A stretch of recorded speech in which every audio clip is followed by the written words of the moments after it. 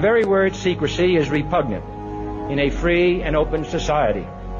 And we are, as a people, inherently and historically opposed to secret societies, to secret oaths, and to secret proceedings.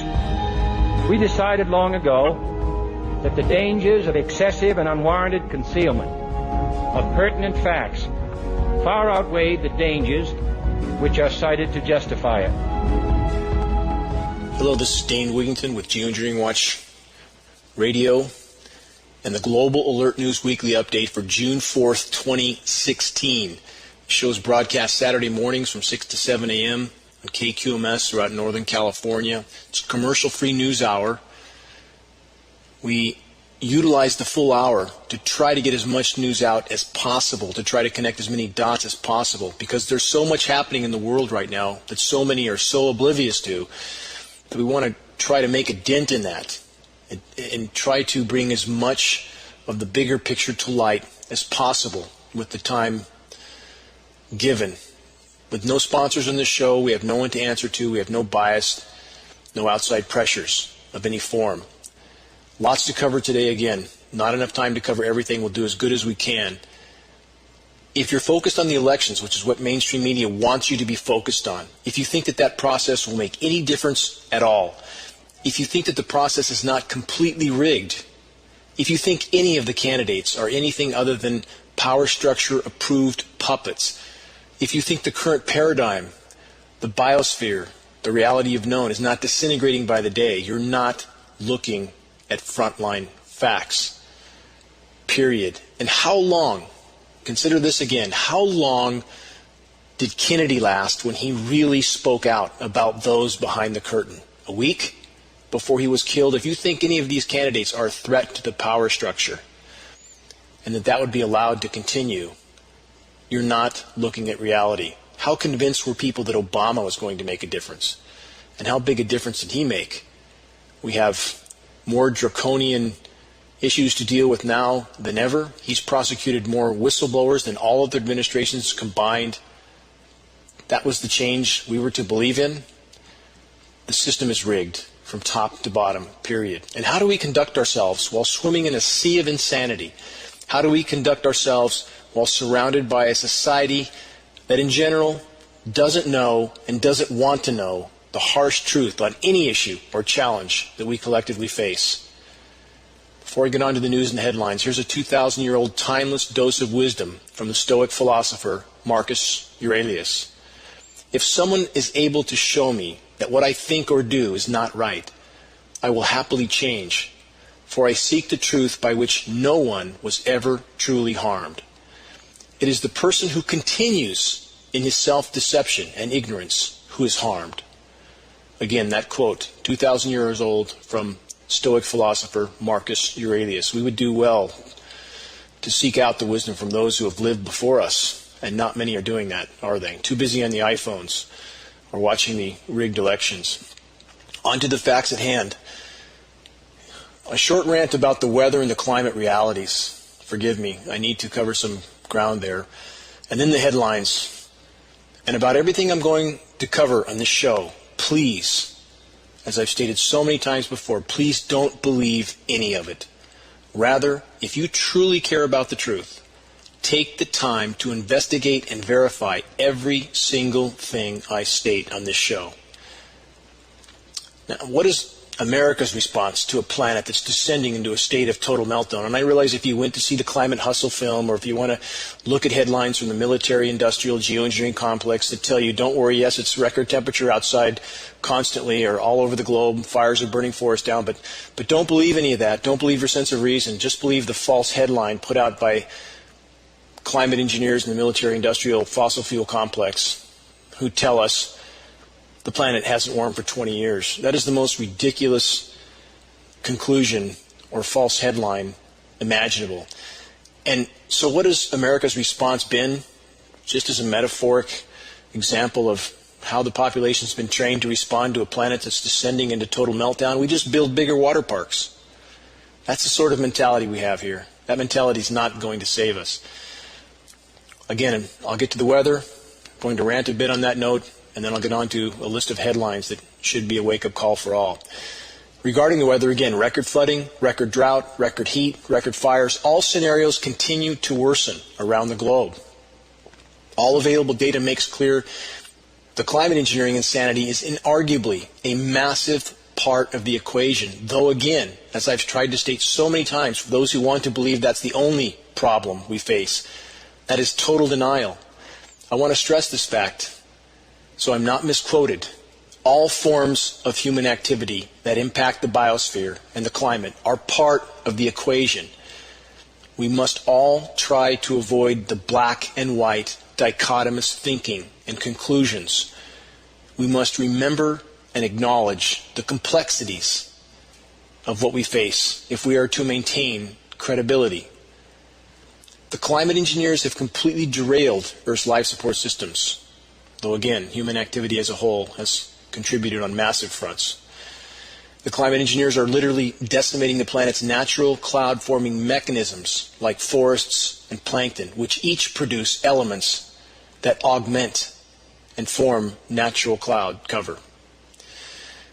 So what are we left with? We're left with skies that are constantly filled with toxic aerosols. Completely unnatural, hazed out, cobweb-like aerosol cloud formations that look like something from a distant forest fire or industrial activity. And how many people even recognize that anymore? It's astounding to me how completely science fiction our skies look on certain days. So many days. And so few even bother to look up. They can't take their eyes off the iPhone or whatever it is they're doing while these atrocities occur in our skies. Well, the searing UV beats down on us. Any surface you touch on many days when the climate engineers are really building high pressure, which they're doing over the U.S. West right now, by the way. Everything is connected. Certain zones become climate sacrifice zones for objectives the climate engineers are carrying out in some distant location. All is connected. This is a very complex system. The climate engineers can and do determine where it rains and where it doesn't. In addition to the toxic, chemically ice-nucleated cool-downs that the weather makers produce throughout much of the year, we've seen this over and over. It doesn't go from 100 degrees to rain in one day without a lot of climate engineering and a lot of toxic materials. And we've seen those conditions, as I've cited before. Literally 100-degree record temperature in Amarillo, Texas, May 1st, 2013, to snow the next day. And we've seen similar conditions throughout the globe constantly. 80 degrees to snow in a day, 60, 70-degree fluctuations in temperature in a day. That is the climate engineers forcing the climate system and tearing it apart at the same time. And the climate engineers can and are, again, creating heat domes of high pressure, as is happening over the U.S. West right now. And why would they intentionally create such heat domes? To help steer the jet stream, which rotates clockwise around high-pressure zones in the northern hemisphere. All geoengineering, even the toxic short-term cool-downs, adds to the overall warming of the planet. You can't interfere with the natural systems without a very bad result. And that's exactly what we face, a result of unimaginable consequences. This is important to remember and consider. Earth's former energy balance, remember that word, balance, has been completely obliterated. The last 10,000 years was one of the most stable climates in Earth's history. No more, no longer. And for those that try to convince themselves that the changes we are seeing are somehow just, quote, natural variability, you're clinging to a completely irrational conclusion that has been spoon-fed by the power structure. The same power structure that's behind the military-industrial complex and climate engineering. There's nothing natural about what the human race has done to the planet. And for those wondering about, for example, the state of Arctic ice, huge part of Earth's climate regulatory system. It started out this year, the Arctic ice, at record low levels and has stayed there ever since. Our Arctic ice extent was at record low levels every single day in May. And the trend will only continue to exponentially accelerate as climate feedback mechanisms play into this equation. We may have an ice-free Arctic this summer or by the end of next summer's melt season. This would be the first time in at least 3 million years, and perhaps the first time in as many as 13 million years. And the ramifications from what is unfolding in the Arctic is beyond catastrophic, as the loss of ice means the loss of the albedo, the reflectivity of that ice. That means instead of the ice reflecting 90% of the sun's incoming thermal energy, the ocean absorbs 90%. What does that mean? It means that we have an even more rapidly warming ocean, which in turn further fuels the massive methane release that's happening from the seabed of the Arctic. It's already happening. And as the formerly frozen methane deposits thaw and expel and migrate to the sea surface and then into the atmosphere, the government doesn't want you to know what's taking place. The power structure-owned media is doing everything they can to keep the public distracted from an endless list of unfolding global cataclysms for as long as possible. They want to keep the public distracted until the last possible minute. And for those that simply refuse to face or believe that the climate is imploding because they hate Al Gore, and I'm not saying any of us should like Al Gore. He's a hypocrite, part of the power structure. But the reality is still reality. And here is the reality. Even though Gore is a criminal, a part of the power structure, and carbon credits are a sham, the climate disintegration is far worse than anything Gore stated on the record. Far worse. All of the climate science community are in criminal denial at this point. The illegal federal gag orders are part of the reason, and for many of the rest, they don't have the backbone to tell the truth if it jeopardizes their perceived security of a paycheck and a pension. That's the reality. And why is so much of the public, again, so confused about what's going on around them, not just with the climate, but about unfolding global chaos around the globe? We have some 36 countries descending into chaos right now, and Americans don't have a clue in general. Because the vast majority of the media in the world is owned by a few large corporations, 6, that have one agenda: their own interests and the interests of those in power whom they serve. Corporate media is stacked with honorless order followers that should be considered accomplices to the countless crimes they help to cover up and thus hide from the public. As I've stated in previous programs, we have 2 prime examples here in the North State of honorless media sources, KRCR and the Record Searchlight newspaper.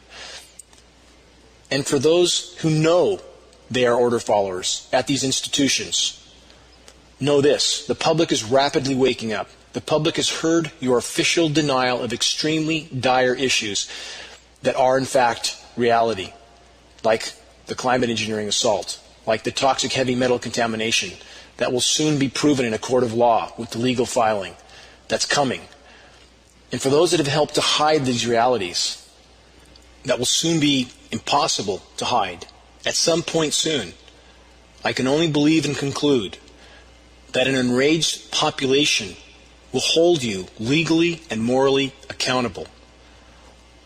All of those that have intentionally deceived the public regarding issues of grave importance, issues like the climate engineering assault that is raining toxic materials down through the air column that are being inhaled with every single breath we take, that are contaminating our soils, our waters, climate engineering that's tearing our planet's life support systems apart. And we have a local media all over the planet, corporate media that's filled with order followers who are doing the bidding of their paymasters, and we need to expose them. And before I move on to the headlines, a message again to all the activists and individuals that are willing to help in the battle to bring the climate engineering issue to light, along with other dire issues. Find the public email contacts for news and meteorological personnel and other groups in your region that have a responsibility to face the geoengineering reality and other dire issues that are being omitted, and to disclose the facts. Send constant, credible, and carefully written emails to these contacts.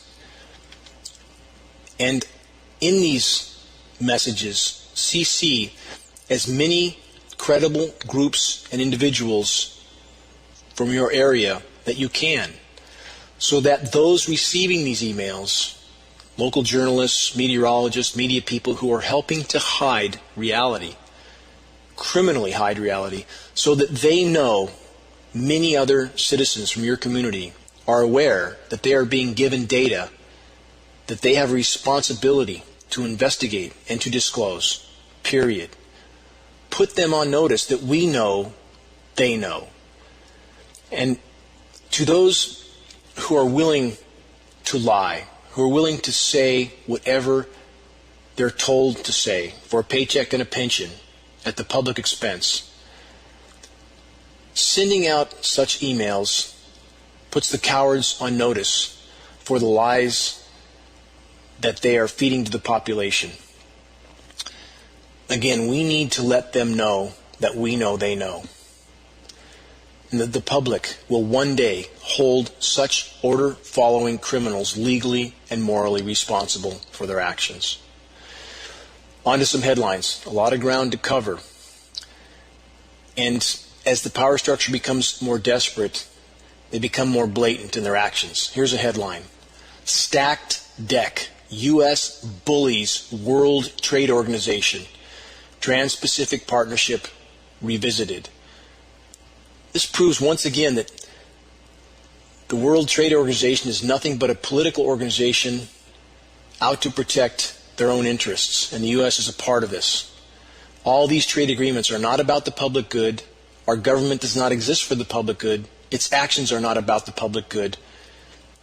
It's literally a criminal cabal, not just our government, governments around the globe, all in the same category. And in regard to the climate engineering issue, for example, no matter what adversarial behavior we see between opposing powers around the globe, they are all cooperating on the climate engineering issue. All of them covering each other on that issue.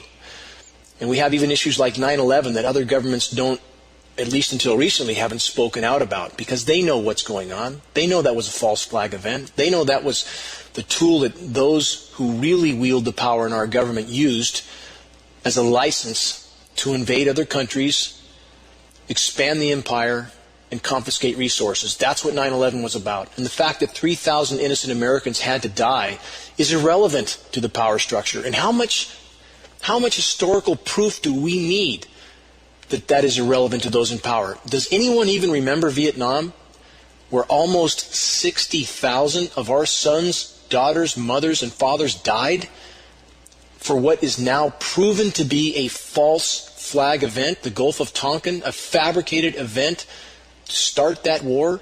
Historically verifiable truth. And how many Americans care? And how many Americans still say, oh, they, the proverbial they, those in power, would never do this to us? Again, Stockholm Syndrome, normalcy bias, total denial of the U.S. population, what I spoke about earlier in this message. They don't want to know.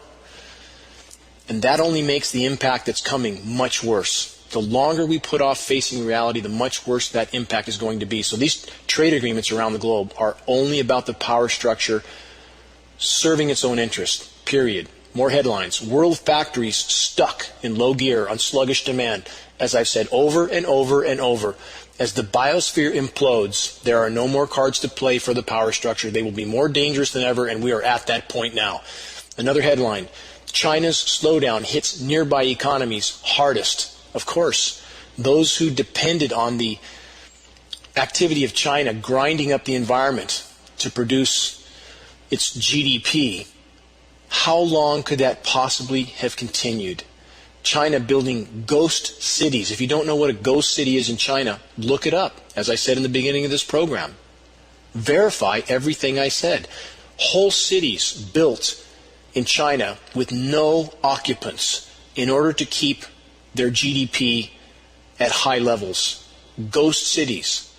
Chewing up resources, destroying the environment, building cities with no occupants to keep their percentage of GDP going.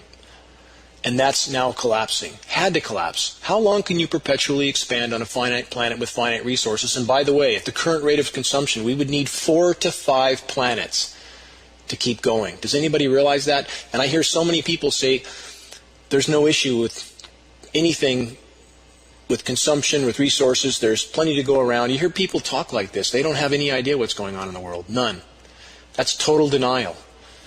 It doesn't take a lot of deep thought to understand you can't perpetually expand, grinding up nature for profit on a finite planet. Doesn't take much to connect those dots if you try. Another headline, world's low-cost economy built on the backs of 46 million modern-day slaves. That's a headline from a major source. And many Americans don't consider that. They don't consider the child working in Bangladesh on a t-shirt for 30 cents a day or whatever they make there. It's nothing. It's nothing. They're literally slaves. And how many Americans, again, bother to remember the slaves that this country was built on? We forget all about that. We worship some of the founding fathers as if they were some sort of demigod. And we forget about the rest of the story. Selective memory, if you will. And who writes history? History is written by the victor of every conflict. That's who writes history, period. We would do well to remember that. Another headline, crop failure in Russia. From this report, the rains of climate change, voracious locust swarms wreck crops in Russia. Yes, it's happening. And I know many people would relate this to biblical prophecies or other prophecies. We are seeing these locust swarms, but also remember this. So much of what's unfolding, and I'm not negating any belief system, I'm not criticizing any belief system, but I'm saying this. This is a self-fulfilling prophecy, not just by those in power who do what they do, but those in the population who do nothing to counter the insanity, nothing. As I've stated a quote that many are now hopefully familiar with, all that is necessary for the triumph of evil is for good men and women to do nothing. And that's exactly what we see happening.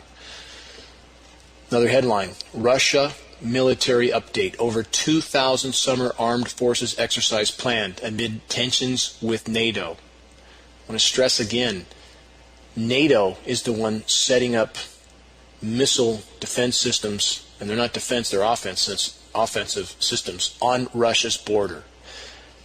And if Americans can dump their hypocrisy, I ask them this. What would Americans do if Russia was setting up similar systems all along the U.S. border? Americans would go ballistic. But somehow, when NATO, which is simply a tool of the U.S. and Western powers, is behaving that aggressively with Russia, somehow for Americans, they feel any response to that aggression from NATO is somehow Russia's fault. And I'm not pro-Putin. I'm not denying Putin is a criminal, just like all other governments around the globe. They're all criminals. But that doesn't change the circumstances in the situations we're discussing now. NATO is pushing, poking, and prodding every other power around the globe because the environment's imploding, because the economy's imploding, because they can't hide it from the American public much longer, even though the shelves in Costco are stocked and Americans seem to have no clue where all this stuff comes from. No clue. No clue about, again, the 10-year-old child in Bangladesh who's working on their T-shirt that they can buy much cheaper because it's being put together with slave labor. Americans don't want to know this. But they need to change their behavior, need to face what's going on. If we're to have anything left of our planet to salvage, we need to understand that our government is pushing toward World War III right now. Another headline. Niger Delta militants blow up 2 Chevron oil wells. What happens when populations become completely desperate? They behave desperately. I'm not advocating anything like this, of course, but I'm asking Americans to consider this. How would they behave if their fishing waters were completely polluted and poisoned from U.S. corporations, if their ability to sustain themselves was stripped from them because of outside multinational corporations completely destroying the environment, and now we have populations with nothing left to eat, literally? How are they expected to behave? That's what I'm asking. Another headline from Nigeria as well. And you can start to connect these dots I'm trying to give right now. Headline is this: Nigeria, food prices soar owing to unrest in agrarian states. They can't sustain themselves any longer. And I hear from people again that there's more than enough food in the world. There's plenty of food for everybody. Tell that to these people who have not enough to eat. And if that's what you think, if you think that the planet is overrunning with food, you're not looking at statistics. Food stocks are down all over the globe because crops are failing, because the climate is imploding, because photosynthesis stops at 104 degrees and it tapers off until that point. So on a warming planet, we have many factors coming into play. And again, when we add climate engineering, that is now altering photosynthesis. The light scattering particles in our sky not only create drought, not only shred the ozone layer, not only toxify soils, waters, and every breath we take, it alters the light wavelength form, which then alters photosynthesis. Crops crashing around the globe, period.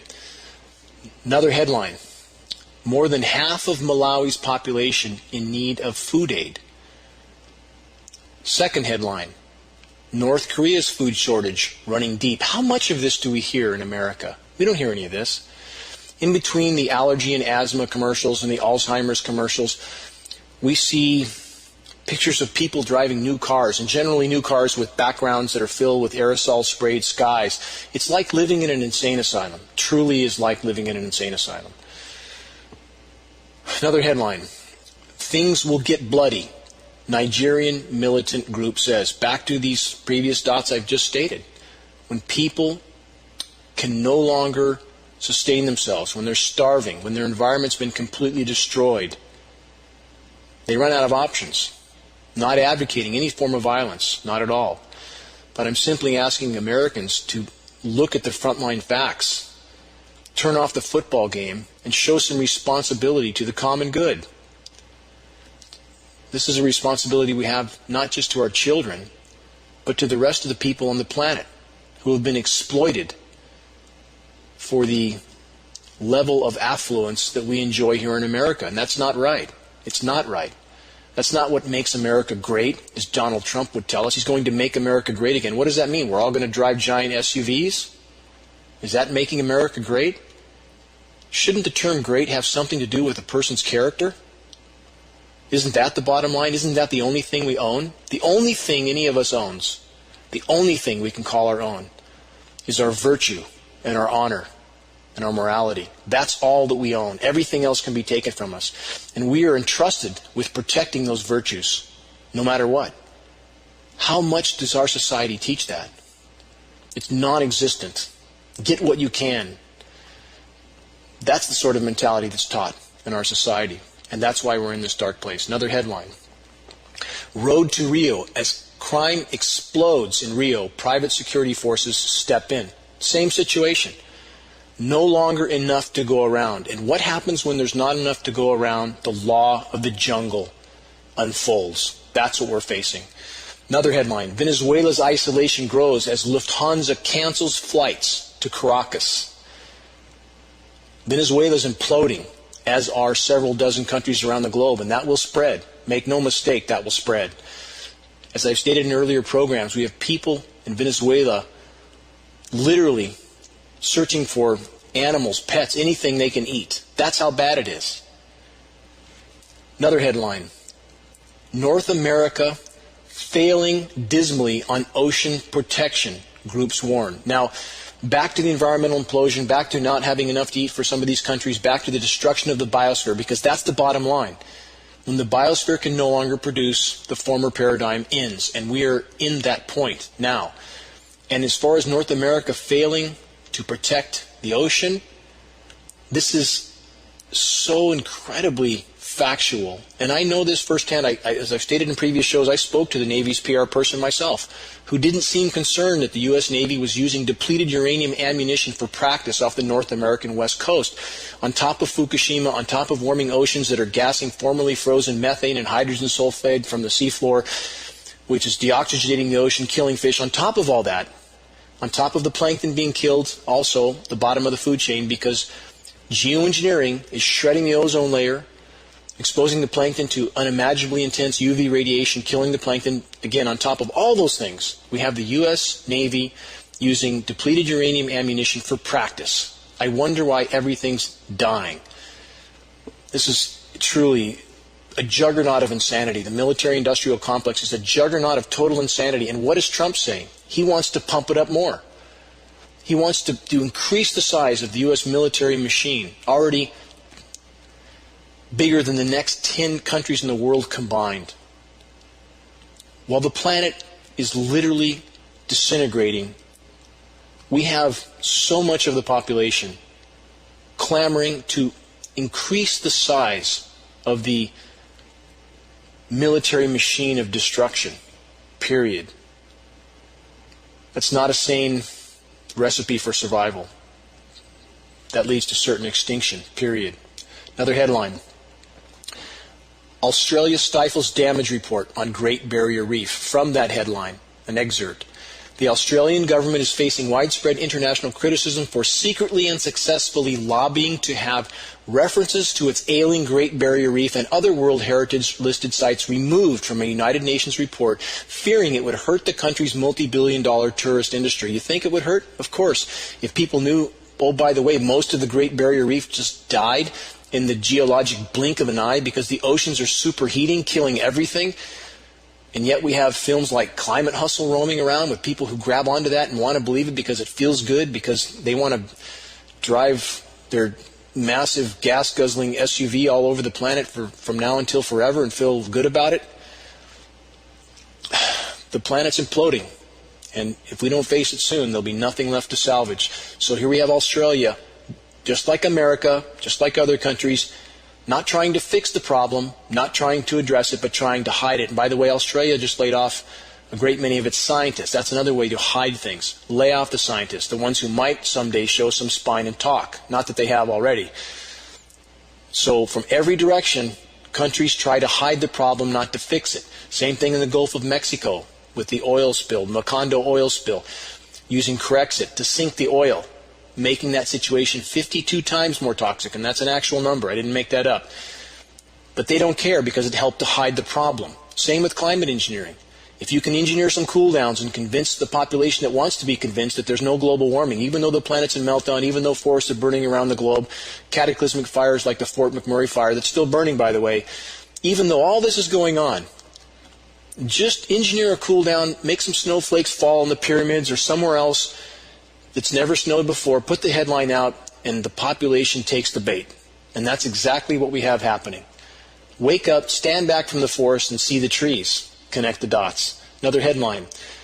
Gardeners fueling bee decline by using weed killers and pesticides. Second headline that connects to that headline.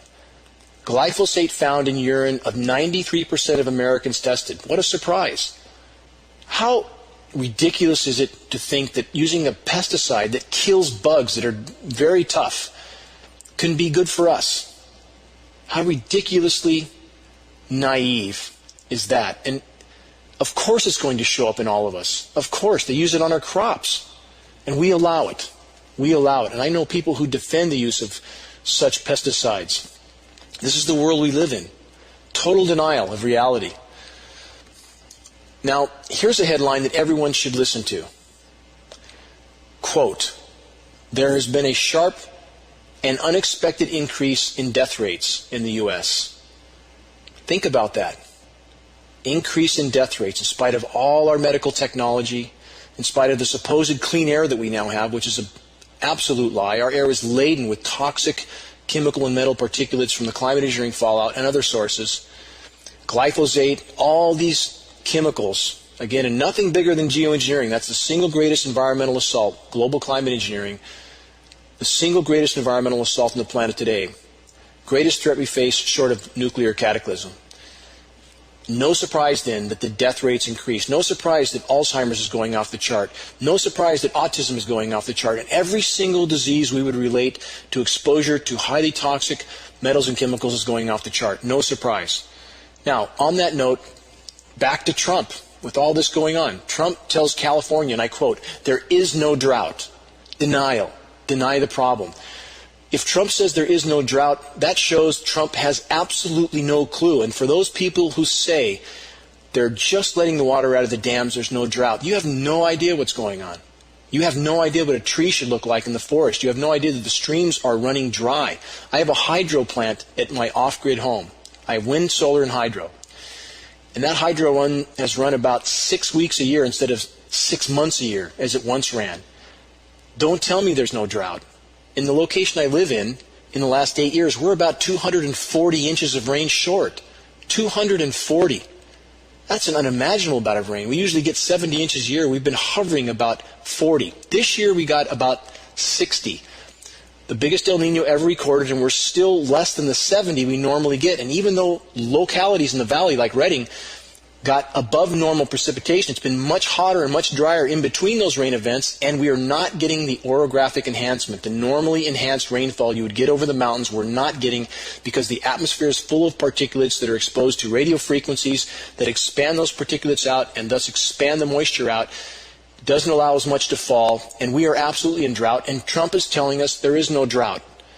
Trump says a lot of things that are utterly and totally ridiculous. I hope that he's a little salt in the wound of the power structure in some manner. I hope that that's the case, but why would I have any reason to believe that?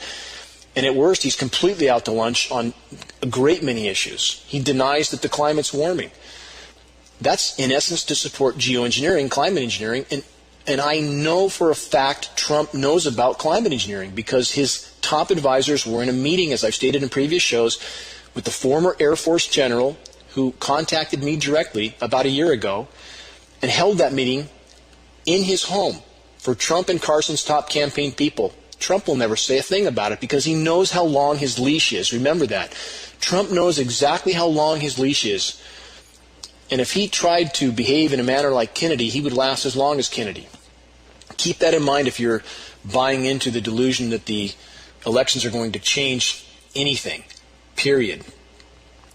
And Trump said this also to show how completely fabricated so much of what's stated politically is. He said, quote, "We're going to solve your water problem. You have a water problem? That's so insane. It's so ridiculous.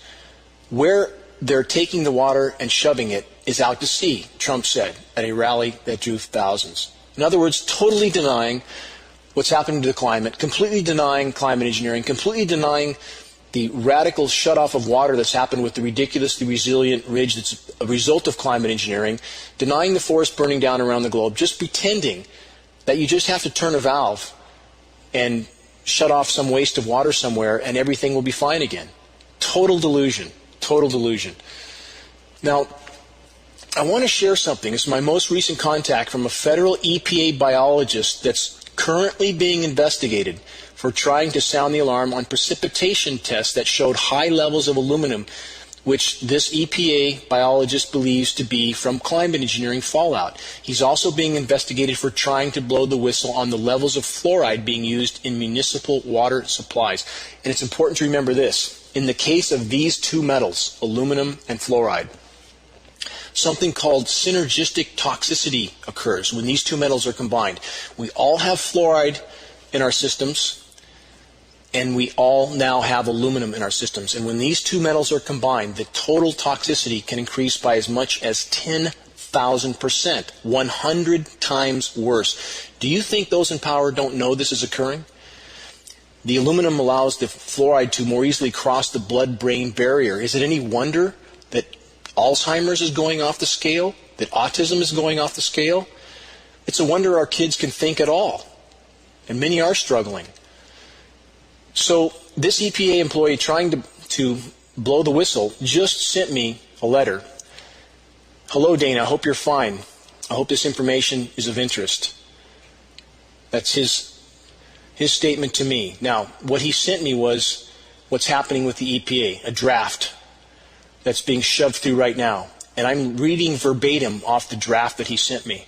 Section 417 would prohibit the EPA from issuing any rule that would require operating permits under the Clean Air Act of carbon dioxide, methane, or other pollutants from biological processes associated with pollution. Another section would prohibit the EPA from implementing any mandatory greenhouse gas reporting requirements. Another section would prohibit, Section 420 would prohibit the regulation of lead in ammunition and fishing tackle. I'm going to make a point with all these provisions, just bear with me. Section 425 would prohibit the EPA from changing the regulatory definition of fill material under the Federal Water Pollution Control Act. In other words, in all these points, it's preventing the EPA from taking any action, from even reporting anything. Section 426 would prohibit the EPA from requiring a permit for the discharge of dredged fill material. In other words, you can put whatever you want in waterways. Section 427 would prohibit the EPA from implementing the 2015 Clean Water Rule. How convenient. How convenient.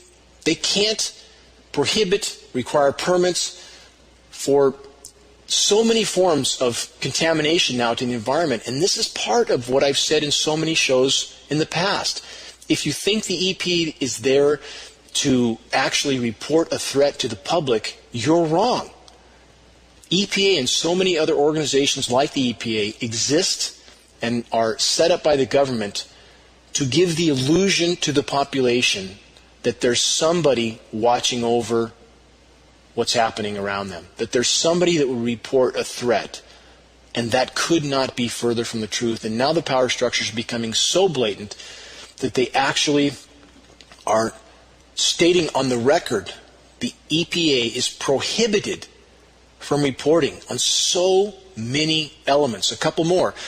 Section 49 would prohibit enforcement of certain lead-based paint regulations. Section 434 would restrict the EPA from phasing out the use of hydrofluorocarbons in refrigeration and foam blowing under the significant new alternatives policy program. And by the way, HFCs are highly potent greenhouse gases, restricting the EPA from enforcing any of these provisions. It goes on and on. This list goes on and on, but you get the point. Here's a letter to me from a federal EPA employee who is currently being investigated for trying to bring to light contamination with climate engineering and fluoride, massive doses of fluoride in the water. In fact, the type of fluoride that's highly toxic should not be in the mix. No fluoride should be in our water, period. And he's being investigated and may likely be fired. Once he is, I think we'll hear from him on the record. I'll be able to disclose more about him. He's communicating with our attorneys already. But the bottom line is this. This is the system we face, a system that is designed from top to bottom to hide threats from the public, not to disclose them, period. And as the walls close in, as the power structure becomes more desperate, the mergers continue to happen. And for those that have not heard, here's a headline. The Frankenstein merger, how Bayer's bid for Monsanto could create a monster. Both companies are already monsters. Both companies are already wreaking havoc on the planet. And for those that don't know much about Bayer, let's look a little bit at this report from their history. This is from this report. Following the international, quote, Frankenfoods controversy in the 90s, Monsanto remains a target for anti-genetic modified campaigners, particularly in Germany, where green politicians are powerful. The newspaper Die Welt said last week that Monsanto is one of the world's most hated companies. That's very true, and justifiably so.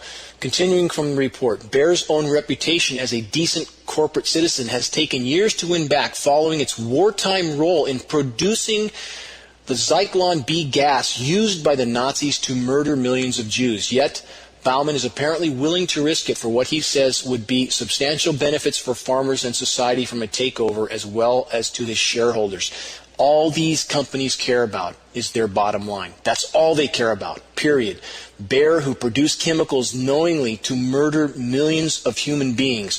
Monsanto producing the chemicals showing up in Americans and killing the pollinators that we depend on, period. These companies are absolute menaces to life on Earth, period. And Americans are asleep at the wheel while this kind of merger is happening. And it's happening across the board, from media to these chemical companies. We have the power structure trying to hang on to the grip it's had around the neck of humanity for so long. They're trying to hang on, desperately trying to hang on. More headlines. Forest on fire. No attempt will be made to extinguish Try to get your arms around this. This is from the Siberian Times, by the way. All these sources can be found online. Headline from the Siberian Times: Forests on fire. No attempt will be made to extinguish 219 million hectares of burning trees. Any idea how much land that is? That's about 500 million acres. It may burn all year in Siberia. We don't hear anything about that. We hear about the Canada fire, which is still burning, but we don't hear about what's happening in Russia. And these forests are essential to life on Earth. Second largest source of oxygen on the planet are the boreal forests. Oxygen content on the planet in the air column is plummeting. We are literally pounding the final nails into our collective coffins if we don't wake up and face what's happening on our planet. And the biggest single reason for the forest fire burn downs is climate engineering. Dries out the climate. That doesn't mean there's not deluge. As you shut rain off from one area, it comes down in a deluge somewhere else. You disrupt the whole system. So remember not to think dichotomously this or that. Climate engineering does create overall drought in the planet, but there will be deluge in places where the geoengineers are willing to allow it or create it. So these forests are being forced to absorb bioavailable metals in the rain, intense UV, shutting off of the hydrological cycle, more lightning because we have a more electrically conductive atmosphere. The single greatest factor in the forest burn downs is climate engineering, sealing our fate by the day. Again, Fort McMurray fire, still raging away, not stopping anytime soon. And many people have probably forgot about this fire, but it's still burning. It's burned over 500,000 hectares of land across Alberta. That's about 1.2 million acres. The fire stretches 370 miles long. Think about that. We don't hear about it anymore, do we? And we don't hear about the fact that residents allowed back in were forced to sign non-disclosure agreements. And by the way, I just got an email from an aeronautics engineer that I am communicating with regularly that feels the rest of the people in his industry are being forced to sign also non-disclosure agreements. Just like the gag order on NOAA, National Weather Service employees, the weathermen. The government's weathermen have a federal gag order on them. And still the population goes about its business as if nothing's wrong. While the forests are burning down, while the oceans are dying, while the sun is searingly hot, trees dying around them, the population does not yet want to wake up. It's up to all of us to help them to wake up by prioritizing your time to share credible data. I'll get more to that in a minute. Now, as I get to a closing statement here on this show, and again, there's so many dire issues that we face. It's closing in from every direction. But how we need to philosophically face what's happening so we don't shut down, so we don't become ineffective in the battle that so needs to be waged. The battle to expose the truth, to expose the full depth of the insanity. And that's the first step in stopping it. Here's a quote from Seneca, another Stoic philosopher. And these quotes are sound wisdom that can't be argued. I don't care what your belief system is. It's irrelevant. These quotes can't reasonably be argued. From Seneca, nearly 2,000-year-old quote. If you really want to escape the things that harass you, you do not need to be in a different place. Rather, you need to be a different person. It's about our philosophy. We don't have to shut down with the dire challenges that we face. Rather, we now, more than ever, need to find the fortitude to stand and collectively address what's happening around us. Period. There's no alternative. There's no other way forward. We must collectively face reality while we can still make a difference. If you're listening to this broadcast, if you're seeing the broader horizon with clarity, if you recognize the immensity of what we collectively face, what will you do? What will you make your priorities? If you're listening and you're in any way employed by an arm of the power structure, or if you're in any way a part of the agencies helping to hide and proliferate the insanity or the deception surrounding it, what will you do? How will you face your own image or your children if you continue to participate in what you know to be morally and in many cases legally wrong. If we're to have any chance of turning the tide, of altering the current course of the Titanic, on which we are all passengers, we must have a mutiny in the ranks of the order followers. Blind patriotism is simply tyranny, nothing less. I want to repeat a quote by Mark Twain that I've stated before, but it's important. And Twain stated this. He said, "In the beginning of change, the patriot is brave and scarce, hated and scorned.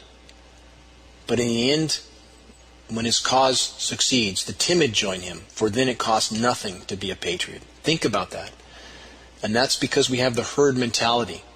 We have the herd mentality where the population is trained to be blindly patriotic.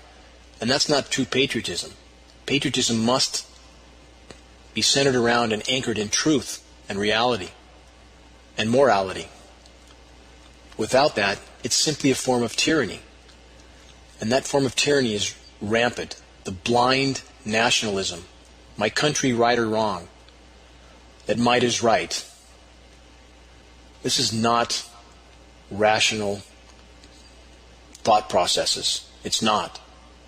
The tribalism needs to go. We must all face reality. Twain saw this. Even in his day, he saw it very clearly. Societies with adults that do not truly care about what the verifiable truths are and what the verifiable realities are produce children that in turn also do not care, as they have not been shown or taught the importance of facing reality and dealing with it rationally in order to avoid the consequences of denial, which the human race is already facing, and it will get much, much worse from here on out, and very rapidly. Again, I want to remind everyone of what psychoanalysis considers the hallmark of a healthy mind. A healthy mind is best displayed by a mind that shows an unyielding willingness to face the truth, no matter how dire, no matter how dark. That's a healthy mind. Denial is not the sign of a healthy mind. Period. Most of modern societies have been well trained to hide, to ignore, or to deny unpleasant truths. So many have been trained to look through a very colored lens, and that's again a primary factor in what's brought us to this very dark place. Dichotomous black and white thinking, trained perspectives, if you will, completely trained by those in power. And we add to this all the other factors that they have used to try to manipulate and control societies, including use of vaccinations, climate engineering. This is all about power and control. On the vaccination issue, again, working very hard on getting the Vaxxed film brought to Reading, a film that everyone who has any regard for their children's well-being and the truth must watch. More announcements on that soon, but these are the kinds of facts that we must face if we have any regard for morality, period. The recipe for near-term total extinction is to ignore and to hide from and to deny the truths that we face. That's a recipe for certain near-term total extinction. So I would ask this in closing of this show. What will you do now? Will you help in the battle to shatter the current paradigm of blind denial? Will you help in the battle to fully expose the frontline facts, thus to expose the insanity that's led our species to this very, very dark hour? And if you don't believe what's happening around you, if you don't believe the statements made on this show or the kind of realities that we face, please investigate it. I'm not asking you to believe me, but I'm asking you to investigate. Will you help in the effort to turn the tide? What will you do? Every single day matters in this epic battle for the greater good that we all collectively face. We must not flee from our fears or the dire challenges that we're faced with. We must confront them head on, without trepidation. That's the only place that solace lies. Until next week, this is Dane Wigington with GeoEngineeringWatch.org.